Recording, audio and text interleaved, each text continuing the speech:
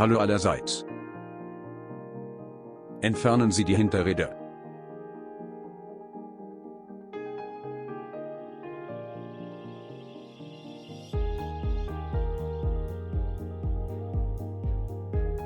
Verwenden Sie Hammer.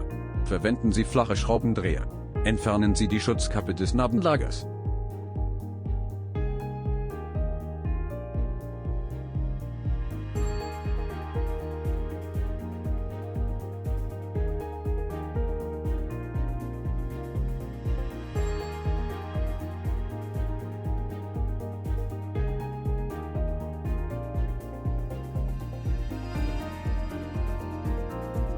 Verwenden Sie Steckschlüsseleinsatz Nummer 30.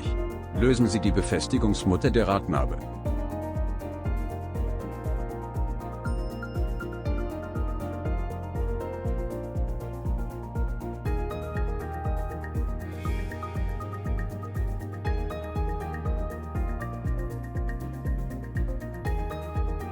Entfernen Sie die Bremstrommel.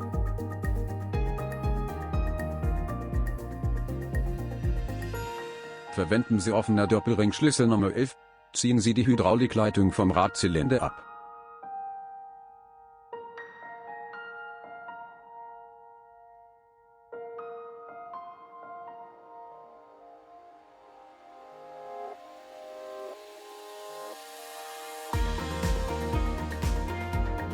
Legen Sie sofort die Bremsleitung offen, um Flüssigkeitsverluste und das Eindringen von Schmutz in das Hydrauliksystem zu verhindern.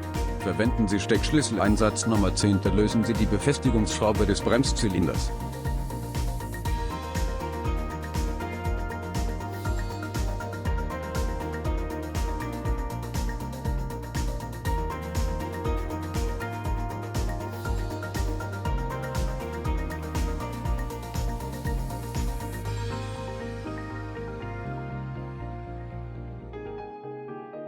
Nehmen Sie den Bremszylinder von der Rückplatte ab.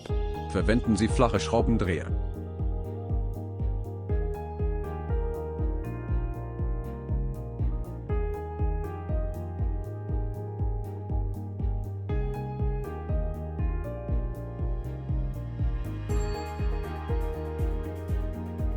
Bringen Sie einen neuen Bremszylinder an.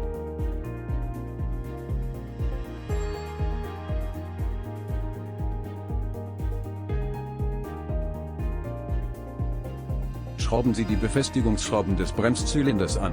Verwenden Sie Steckschlüsseleinsatz Nummer 10.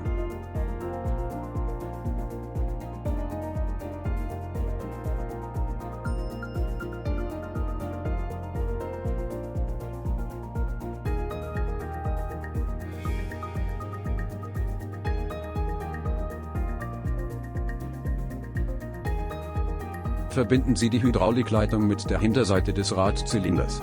Verwenden Sie offener Doppelringschlüssel Nummer 11.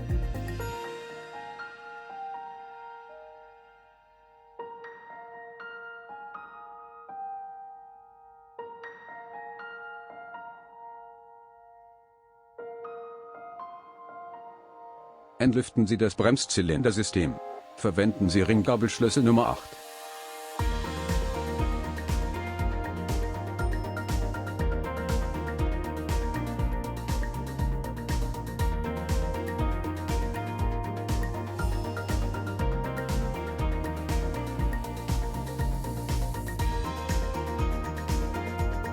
Installieren Sie eine Bremstrommel.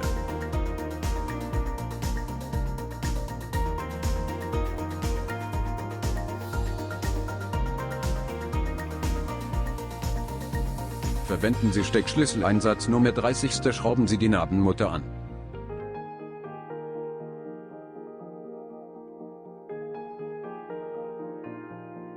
Installieren Sie die Schutzkappe des Narbenlagers. Verwenden Sie Hammer. Danke, dass Sie unser Tutorial angesehen haben. Wenn Ihnen dieses hier gefallen hat, drücken Sie den Like-Button und teilen Sie ihn mit Ihren Freunden. Einen schönen Tag noch.